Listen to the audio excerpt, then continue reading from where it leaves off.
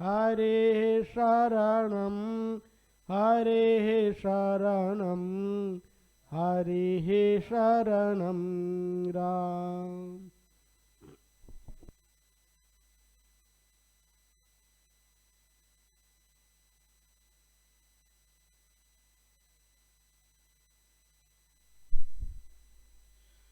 नमस्तस्मै भगवते कृष्णाय कुण्ठमेधसे राधाधरसुधा सिन्धौ नमो नित्यविहारिणे राधां कृष्णस्वरूपां वै कृष्णं राधास्वरूपिणं कलात्मानं निकुञ्जस्थं गुरुरूपं सदा भजे। प्रपन्नपारिजाताय तोत्रवेत्रैकपाणये ज्ञानमुद्राय कृष्णाय गीतामृतदुहे नमः। वसुदेवसुतं देवं कंसचाणूरमर्दनं देवकी परमानन्दं कृष्णं वन्दे जगद्गुरुम्।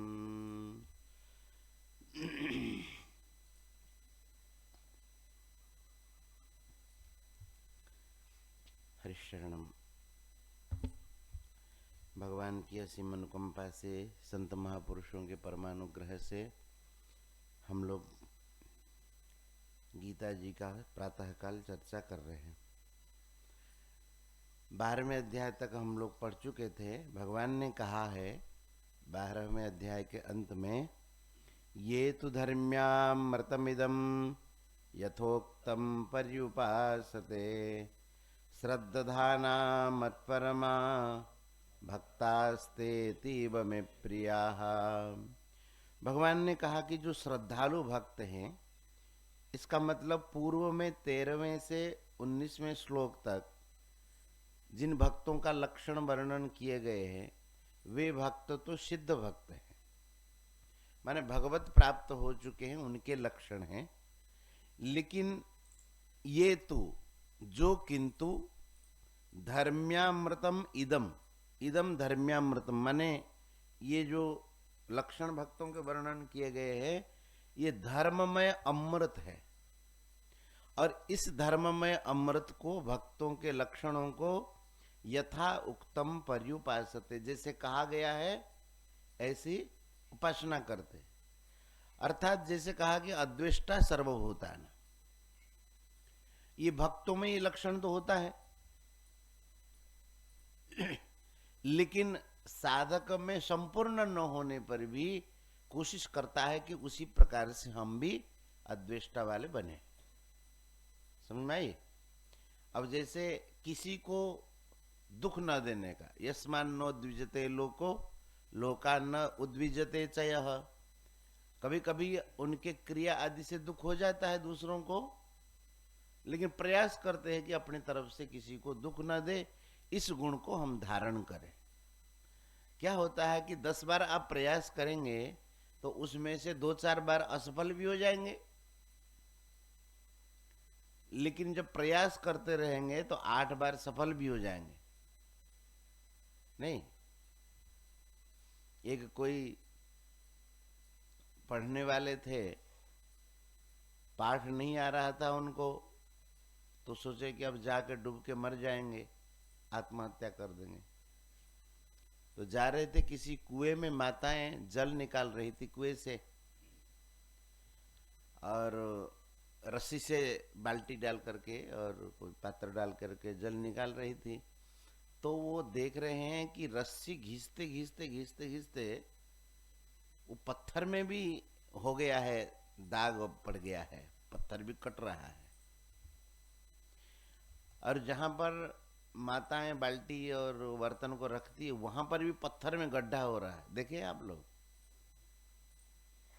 हम स्कूल में पढ़ते थे, दूसरी तीसरी में, वहां जो पढ़ाने वाले थे एक कुर्सी में वो बैठे रहते थे। कुर्सी में बैठे बैठे वो कुर्सी जहां जिसमें बैठते थे जितना, वो इतना दब गया था वो घिस गया था। उनके पहले वाले भी बैठे होंगे, ये भी बैठे रहे हैं, तो अब वो बैठते बैठते कुर्सी भी घिस जाती है। उन्होंने सोचा कि अरे जब रस्सी काट सकती है पत्थर को, तो हम क्यों नहीं पढ़ सकते हैं। बोले अब प्राण नहीं छोड़ेंगे, अब तो अभ्यास करेंगे, कोशिश करेंगे। कोशिश किया, फिर वो महान विद्वान बने। तो कहने का अर्थ धर्म्यामृतम इदम यथा उक्तम पर्युपासते, जैसे कहा गया है यथा उक्तम उसी प्रकार से पर्युपासते। देखो दो बातें इसमें कही है। यथा उक्तम, यथा उक्तम माने जैसे कहा गया है वैसे। यथा उक्तम कहने का अर्थ है हम लोग कभी कभी सुधार कर देते हैं, गुरु वाक्यों में थोड़ा बहुत सुधार कर देते हैं, वो नुकसान का काम हो जाता है। अब सुधार क्या करते हैं कि हमारा मन जिसमें अनुकूल लगता है उसको तो करते ठीक है, बाकी जो हमारे मन के अनुकूल नहीं होता है उसमें हम लोग सुधार करना चाहते हैं। तो भगवान ने कहा कि ऐसा नहीं, यथा उक्तम माने जैसे कहा गया है वैसे ही। अब परि उपासते, उपासना में परि उपसर्ग लगा दिया। बोले अच्छी तरीके से उपासना करते हैं। कैसे कि श्रद्धाधाना, श्रद्धा पूर्वक।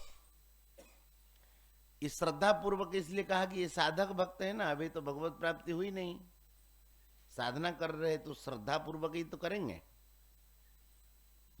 और भगवान कहते मत परमा, ऐसे जो मेरे परायण भक्त हैं भगवान कहते हैं भक्तास्ते भक्ता अतीब में प्रिया, वे भक्त मुझे अतिशय प्रिय है, क्योंकि मैंने उनको कुछ न देने पर भी वे श्रद्धा पूर्वक साधना में लगे हुए हैं, इसलिए वे भक्त मुझे अतिशय प्रिय हैं।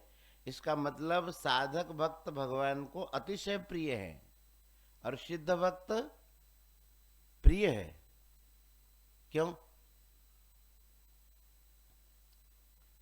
ऐसा, क्यों सिद्ध भक्त प्रिय है और साधक अति प्रिय है?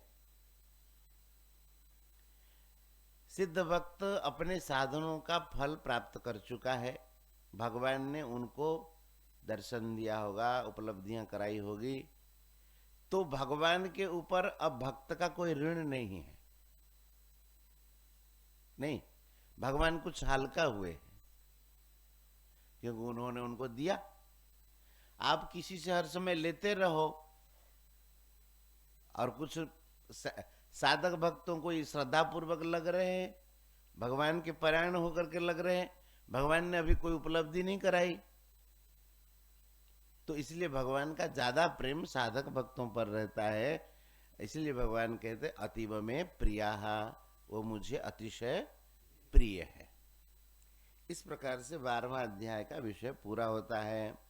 अब देखो 12वें अध्याय के आरंभ में 2 प्रकार की बातें पूछी गई। जो भक्त आपके सगुण रूप की उपासना करते हैं और जो अक्षरम अव्यक्तम, अक्षर और अव्यक्त रूप की उपासना करते हैं, दोनों में से श्रेष्ठ योगी कौन है? पूछा था ना। एवं सतत युक्ताये भक्तास्त्वाम पर्युपासते ये चाप्यक्षरम अव्यक्तम तेषाम के योगवित्तमा, उनमें श्रेष्ठ योगी कौन है? तो भगवान ने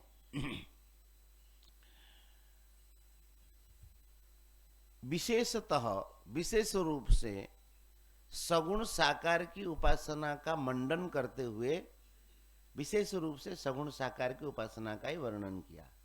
2-3 श्लोक बीच में दिए। ये त्वक्षरम अनिर्देशम अव्यक्तम पर्युपासते सर्वत्र गमचिन्त्यम च कूटस्थमचलम ध्रुवम शन्यम्येन्द्रिय ग्रामम सर्वत्र समबुद्धयः ते प्राप्नुवन्ति मामेव सर्वभूत हिते रताः। लेकिन भगवान ने कहा कि क्लेशोधिक तरस्तेसा, कहा है उनको अधिक क्लेश होता है। क्यों? देहवद भी, देहधारी होने के कारण उनको अपने साधना में अधिक क्लेश होता है। यही भगवान ने कहा कि नहीं? याद करो, वहीं से 13वां अध्याय शुरू होता है। भगवान ने कहा ना क्लेशोधिक तरस्तेषाम अव्यक्ता सक्त चेतसाम अव्यक्ता ही गतिर दुखम देहवद्भिरवाप्यते। देहधारियों को, देहधारी का अर्थ क्या है? देह में जिनकी अहंता है, देह में जिनका मेंपन है, ऐसे देहधारी को अव्यक्त विषय का गति मुश्किल से प्राप्त होता है। देखो एक विशेष बात है, आप लोगों को समझ में आएगी कि नहीं आएगी, फिर भी बताते हैं। ज्ञान योग में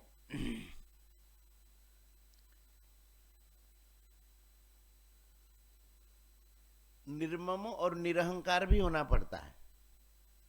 निर्मम माने ममता से रहित और अहंकार से रहित। कर्म योग में भी यही होना पड़ता है, निर्ममो निरहंकार। और भक्ति योग से भी होना पड़ता है। योग कोई हो, ममत्व और अहंकार से रहित होना आवश्यक है भगवान के हिसाब से। लेकिन भक्ति योग और कर्म योग के हिसाब से भगवान देखेंगे, आप लोग पहले कहेंगे कि निर्ममो निरहंकार। अब जैसे दूसरे अध्याय के अंतिम श्लोक क्या है?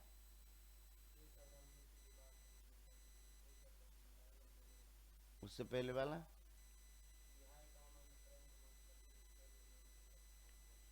वो कर्मयोग का प्रसंग है।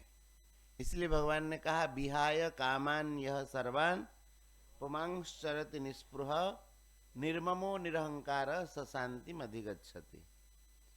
पहले क्या बताया कि निर्मम माने ममता से रहित होना, और बताया निरहंकार अहंकार से रहित होना।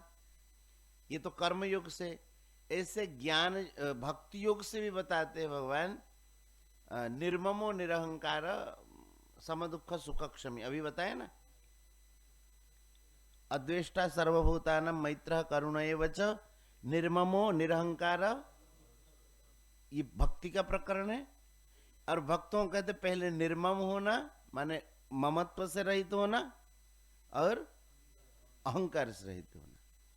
लेकिन जब ज्ञान योग का प्रकरण आएगा तो उसमें भगवान पहले कहेंगे अहंकारम बलम दर्पम कामम क्रोधम परिग्रहम विमुच्य निर्ममः शांतो ब्रह्म भूयाय कल्पते। ये ज्ञान योग का प्रकरण। अब उसमें भगवान कहेंगे पहले अहंकार का रहित होना। समझ में आई बात? ये कहा ना अहंकारम बलम दर्पम कामम क्रोधम परिग्रहम विमुच्य निर्ममः शांतो। तो अंतिम में बताया मेरेपन का रहित होना और शुरू में बताया अहंकार का रहित होना। भगवान ये कहना चाहते हैं गुप्त रूप से, महाराज श्री लिखते हैं साधक संजीवनी में कि कर्मयोग और भक्ति योग में पहले ममत्व का रहित होता है, उसके बाद अहंकार का रहित होता है। लेकिन ज्ञान योग में पहले से ही साधन शुरू होगा जब वो निरहंकार होगा, अर्थात शरीर के प्रति उनका मैं भाव नहीं रहेगा, ये मैं हूं, अहंकार ऐसा रहेगा तो ज्ञान योग शुरू नहीं हो पाएगा। ज्ञान योग शुरू ही वहीं से होता है। कहां से? निरहंकार। समझ में आई कुछ कुछ? इसलिए भगवान यहां कहते जो देहधारी है, देहवद भी जो देहधारी है उनको अव्यक्त विषय की गति में चलने में कठिन है। समझ में आई? देहधारी अर्थ देह में अहंकार होगा तो वह ज्ञान मार्ग का मुश्किल से साधन कर पाएगा। नहीं, अव्यक्त की साधना करे और व्यक्त में स्थिति है अहंकार, ये मैं हूं। अच्छा, अहंकार होगा तो भक्त क्या करेगा कि अस अभिमान जाई जनि भोरे मैं सेवक रघुपति पति मोरे। मेरे में अहंकार है तो अहंकार भक्त का कैसे रहता है? राम जी मेरे स्वामी हैं, मैं उनका सेवक हूं। तो अहंकार को भक्त को बदलने की आवश्यकता होती है, नष्ट करने की आवश्यकता नहीं होती। समझ में आई कि नहीं? अब देखो ज्ञान योग, कर्म योग और भक्ति योग को यूं तो दिखते नहीं, तो तीन योग अलग अलग खड़े तो नहीं है। इसके साधन प्रणाली में थोड़े से फर्क है। और ज्ञान योग की धारणा, भक्ति योगी की धारणा और कर्म योगी की धारणा अलग अलग होती है। किस तरीके से साधन करे। तो यही उसकी बारीकी है कि जो भक्ति योगी होता है वह अहंकार को बदल देता है, नष्ट नहीं करता है। क्या करता है? मैं भगवान का सेवक हूं, तो मैं तो है, लेकिन वो बदल गया। कैसे? सब पहले संसार के साथ जुड़ा था, अब मैं भगवान का सेवक हूं। भक्त कर्मयोगी क्या करता है? वह भी बदलता है, वो बल्कि वह शुद्ध करता है अहंकार को। मैं सेवक हूं, संसार मेरा सेव्य है और मैं सेवक हूं। तो अपने में सेवक भाव को रख करके सबकी सेवा करता है, तो अहंकार का जो दोष है वो नष्ट हो गया उसका। अब ज्ञान योगी क्या कहता? अहंकार है ही नहीं। ज्ञान योग में अहंकार को नष्ट कर देना पड़ता है। इसलिए अहंकारम बलम दर्पम कामम क्रोधम परिग्रहम विमुच्य। विमुच्य का अर्थ क्या है? छोड़ करके। इसका मतलब अहंकार से संपूर्ण ज्ञान योगी मुक्त होता है। और भगवान ने यहां उसी विषय को कहा है, क्लेशोधिक तरस्तेषाम अव्यक्ता सक्त चेतसा। इसलिए महाराज जी कहते थे गीता जी संपूर्ण कंठस्थ होने पर समझ में ज्यादा आती, नहीं तो पल्ले कम पड़ेगी कहां से क्या कह रहे। तो कहते हैं कि क्लेशो अधिक तरस्तेषाम अव्यक्ता सक्त चेतसाम। अव्यक्त में जिनकी आसक्ति है, केवल अव्यक्त की बातें सुन करके जिनका मन उसमें आकृष्ट हो गया, हम ज्ञान का साधन करेंगे। प्राय लोग तो यही समझते ज्ञान का साधन मतलब ज्यादा पढ़ लिख लिया और बातें बताने लगा, बड़ा ज्ञानी है, ऐसा कहते। लेकिन वो ज्ञान मार्ग का साधन नहीं है। अव्यक्त की उपासना करने वालों को कहते, देहधारियों को यह उपासना कठिना, यह जो साधना में सिद्धि कठिनता से मिलती। क्यों? कि ज्ञान योग में पहले देहाभिमान को दूर करना पड़ेगा, निरहंकार होना पड़ेगा ना। और ये देहवद भी, देह में इनकी आसक्ति है, देह में हूं ऐसा समझ में आता है उसको। अब जैसे हम लोगों को समझ में आता है कि देह में हूं, लेकिन इसमें भी हम लोग भगवान की भक्ति कर सकते हैं। कैसे? बगीचा में फूल है, ला करके तोड़ के दिए, तो देह के द्वारा तो दिए ना। तो देह के माध्यम से आप साधन कर सकते हैं। आरती कर रहे हैं, ठाकुर जी की पूजा कर रहे हैं, भोग उनके लिए बना रहे हैं, तो देह के माध्यम से कर सकते हैं ना। तो ज्ञान योगी पहले कहता देह है ही नहीं, कहता ना तो देह है, ना फूल है, ना बगीचा है। बात समझ में आएगी नहीं? और वहीं से शुरू करता है वो। जब वहीं से शुरू करते हैं तो बड़ी मुश्किल से, अब है तो देह में लेकिन देह नहीं है, ऐसा उनके साधन का। इसलिए कहते हैं कि वो कठिनता होती है उनको। लेकिन ज्ञान योग एक मार्ग तो है। तो अब भगवान 13वें अध्याय में उसी बात को कहते हैं कि देहाभिमान दूर कैसे हो। ज्ञान योगी को अपने साधन मार्ग में जो कठिनता होती है देहाभिमान के कारण, अब भगवान देहवद भी अवाप्यते जिसको कहा कि क्लेशो अधिकतर, उस बात को प्रकाशित करने के लिए अब भगवान 13वें अध्याय में देहाभिमान दूर करने का ही प्रणाली पहले से आरंभ करते। अब गीता जी में 6 अध्याय के हैं। आप लोग देखेंगे पहले जो 6 अध्याय गए थे एकदम शुरू में, वो एकदम कर्मयोग की उसमें प्रधानता थी। अनुभव किए होंगे, ज्यादातर कर्मयोग का विषय है। व्यवसायत्मिका बुद्धि, बुद्धि युक्त जहाति हो, आदि आदि बातें उसमें कर्मयोग की प्रधानता है। और अब जो 7 में से जो 12वें तक का जो हुआ, तो इसमें भक्ति योग की प्रधानता, ज्ञान विज्ञान का वर्णन है सब बातें। और भी ज्ञान की बातें, भक्ति की बातें, कर्म की बातें सब मिली हुई है, लेकिन मुख्यतः भक्ति योग का ही वर्णन है। अब जो आएगा प्रकरण, इसमें शरणागति आदि बहुत बातें होगी, लेकिन मुख्यतः इसमें ज्ञान योग का प्रकरण ज्यादा आएगा। इसलिए 6 अध्याय में विभाजन कर दिया। 6 अध्याय कर्मयोग का षटक, षटक माने 6 अध्यायों का। दूसरा भक्ति योग का षटक 7 से 12 तक, और तीसरा ये ज्ञान योग का षटक। तो उस देहाभिमान को कैसे नष्ट किया जाए, इसके लिए भगवान पहले शुरू करते क्षेत्र और क्षेत्रज्ञ संबंधी ज्ञान। समझ में आया कुछ कुछ? क्षेत्र शरीर, क्षेत्रज्ञ इसको जो जानता है। अब भगवान कहते हैं ओम श्री परमात्मने नमः। अथ त्रयोदशोऽध्यायः। श्री भगवान उवाच इदं शरीरं कौन्तेय क्षेत्रमित्यभिधीयते एतद्यो वेत्ति तं प्राहु क्षेत्रज्ञ इति तद्विदः। भगवान ने शुरू किया, देखो बहुत बढ़िया बात। इदम शरीरम, क्या कहा? इदम शब्द कहां पर प्रयोग होता है? किस शब्द से इदम बनता है? अदस शब्द से। इदम का जहां दूर को दर्शन कराते हैं उसको कहते हैं इदम।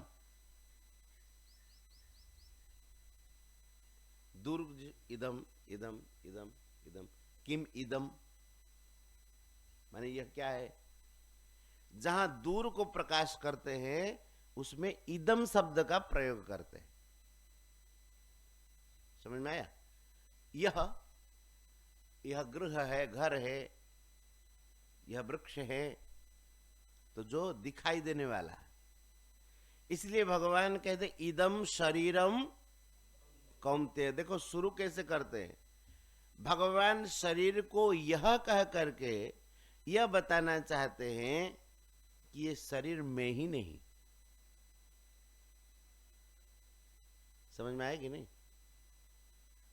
अब घर आप हो सकते हैं क्या? तो इदम से जिसको सूचित कर देते हैं, भगवान यहीं से देहाभिमान दूर करने की प्रक्रिया शुरू करते हैं। बोले इदम को तुम अहम में जोड़ो नहीं। बात समझ में आई? इदम को, इदम माने क्या? अरे जैसे यह तबला, तो कहते मैं तबला हूं, ऐसा कोई कहता है? यह कपड़ा, कोई कहता मैं कपड़ा हूं, कहते? यह नाक, कोई कहता मैं नाक हूं। यह आंखें हैं, कोई कहता मैं आंख हूं। तो इदम को कभी मैं नहीं कहते हैं ना। अच्छा ये बताइए, आंख, नाक, कान, सिर, मुंह सब मिल गया। अब मिलने के बाद क्या हो गया कि मैं शरीर हूं। अरे तुम जब नाक नहीं हो, तुम आंख नहीं हो, तुम बाल नहीं हो, तुम हाथ नहीं हो, तुम पैर नहीं हो, तुम पेट नहीं हो, तो ये सब मिलकर के कैसे हो गया मैं? समझ में आता है कि नहीं? इसलिए भगवान इदम शब्द का प्रयोग करते। इदम शरीरम कौन्तेय क्षेत्रम इति अभिधीयते। इसका अभिधा क्या है? इसका नाम क्या है? ये क्षेत्र। और इदम होने के कारण ये अहम नहीं हो सकता है। इसलिए तुम इसको मैंपन की स्थापना इसमें ना करो कि शरीर मैं हूं। अच्छा, शरीर के साथ मैंपन की स्थापना नहीं करेंगे तो शरीर से जो संबंधित है उनके प्रति भी मैं मेरा भाव नहीं होगा। नहीं समझ में आती है? कैसे? अब शरीर में है तो शरीर से जो संबंधित है उनके प्रति फिर मेरा भाव होगा। अब मेरा भाव होते होते वो भी मैं भाव हो जाएगा उसमें। अब जैसे बच्चे के प्रति माँ का भाव है कि ये मेरा बच्चा, मेरा बच्चा कह कह करके उसका मैं भाव चला जाता है। कैसे? बच्चा जैसे बीमार हो, माँ भोजन नहीं करेगी, मन नहीं, भूख नहीं लग रही, क्यों? कि बच्चा बीमार है। अरे बच्चा बीमार है तो तुमको क्यों भूख नहीं लग रही? उसमें ऐसा मैं भाव जुड़ गया कि मेरा बच्चा पहले होता था, अब उसके बाद मैं ही बच्चा हूं, ऐसा हो जाता है। नहीं समझ में आई? जैसे ये मेरी गाड़ी है, अब मेरी गाड़ी होने के बाद मैं गाड़ी हो जाता। आप कहेंगे मैं गाड़ी कैसे होता है? आप नई गाड़ी लाए हैं, अब उसमें से कोई आकर के उसमें से एक स्क्रैच कर दे उसको, तो आपको कैसे लगता है? छाती में कोई लकीर खींच, अब छाती में थोड़ी खींची है, लेकिन वो गाड़ी मेरी गाड़ी हो करके ऐसा हो जाता है, उसको लगता है मैं ही गाड़ी हूं, इसलिए तो बुलाते हैं गाड़ी वाला। कुछ लोग तो गाड़ी वाला नहीं कहता, एक गाड़ी कहते। आप लोग भी बुलाते होंगे ए रिक्शा, तो आदमी रिक्शा है क्या? रिक्शा चलाता चलाता अब वो रिक्शा ही हो गया। अच्छा, रिक्शा कहने से आता भी है,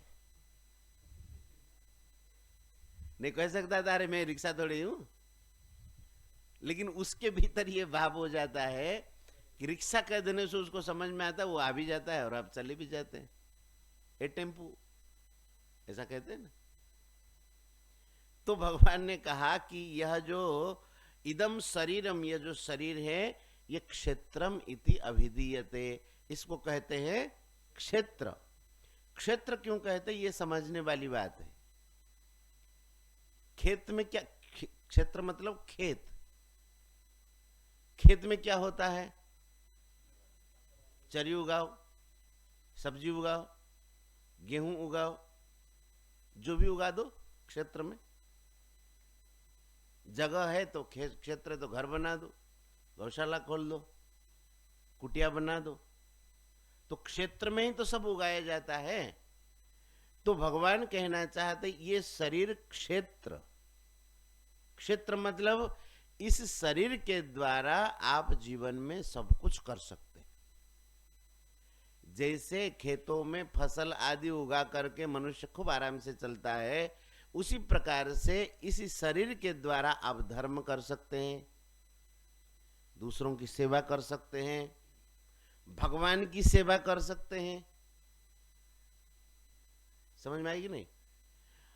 और इस शरीर के द्वारा दूसरों की सेवा कर सकते हैं, उस ज्ञान को प्राप्त कर सकते हैं, शरीर के द्वारा आप पढ़ सकते हैं।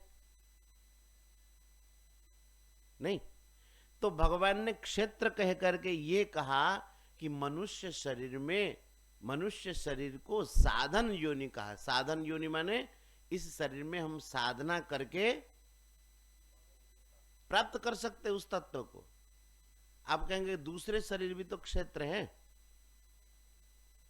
बाकी जो शरीर है वो भी तो क्षेत्र है। बोले वो क्षेत्र है, लेकिन वो ऊसर भूमि है। उन शरीरों के द्वारा प्रामाणिक भगवान को प्राप्त करने का विधान नहीं। कोई एक आधे कर ले तो अलग बात है। अब जैसे कहते बंदरों में तो हनुमान जी है, भालू में जाम्बवंत जी है, तो वो अपवाद है, पहले के भक्त है। अब कोई कहेगा हर भालू को भगवत प्राप्ति करने का अधिकार, ऐसा तो है नहीं। हर बंदरों को भगवत प्राप्ति करने का अधिकार, ऐसा तो है नहीं। समझ में आया? लेकिन भगवान कहते हैं हर मनुष्य को भगवत प्राप्ति का अधिकार है। इसका मतलब यह क्षेत्र, यह जो जमी है, यह उपजाऊ जमी है। इस जमी में, अच्छा बड़ी विचित्र बात है, उपजाऊ जमी में आप कुछ भी बीज बोएंगे वो बढ़िया बनेगा। बढ़िया जमीन हो, खाद लगा हुआ हो, उसमें गेहूं भी जितना बढ़िया होगा, धान भी जितना बढ़िया होगा, बाड़ूंगा भी उतना बढ़िया ही होगा, घास भी उतना बढ़िया हो जाता है। नहीं तो भगवान क्षेत्र कह करके कहना चाहते हैं ये उपजाऊ क्षेत्र है, इस क्षेत्र के माध्यम से हम भगवत प्राप्ति कर सकते हैं। इसीलिए इस क्षेत्र में दूसरे चीज न उगाओ। कैसी चीज?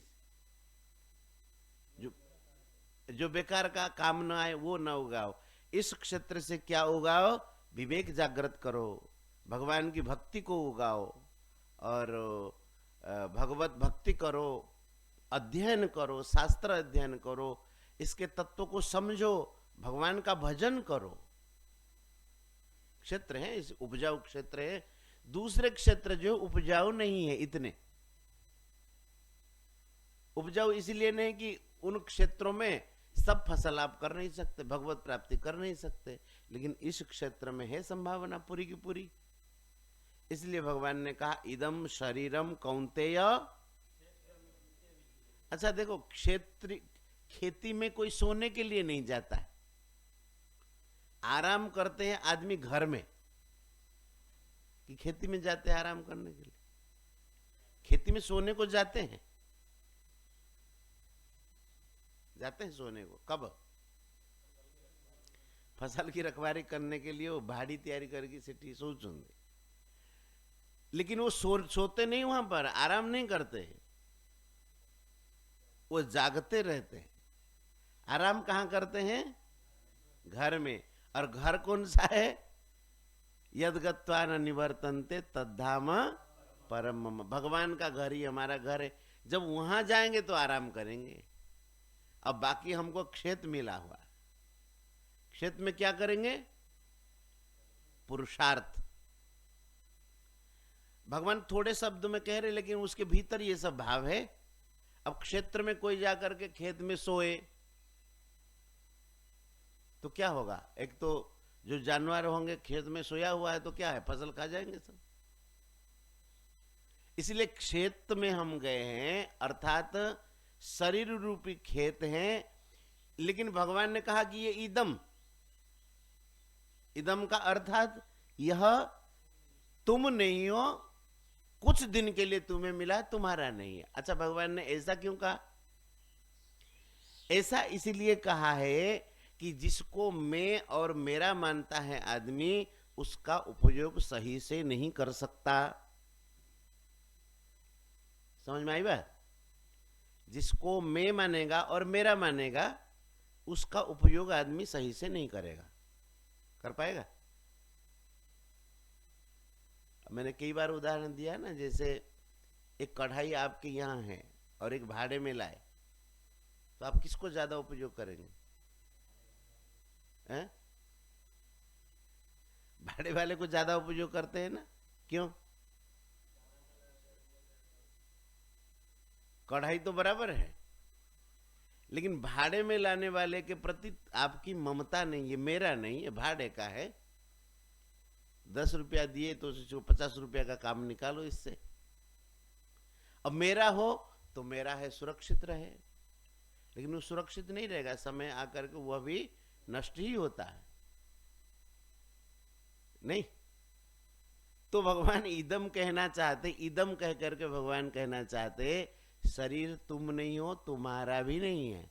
कुछ समय के लिए तुम्हें खेती मिली हुई है और उस खेती में तुम बढ़िया उगाओ। क्या? भजन करो, ध्यान करो, गीता पढ़ो, भागवत पढ़ो, खेती में उगाओ। जो उगा दोगे वो तुम्हारा रहेगा और खेती तुम्हारी नहीं रहेगी। आज यही रोकते, फर्क कल आगे करेंगे। गोविंद जय जय गोपाल जय जय, गोविंद जय जय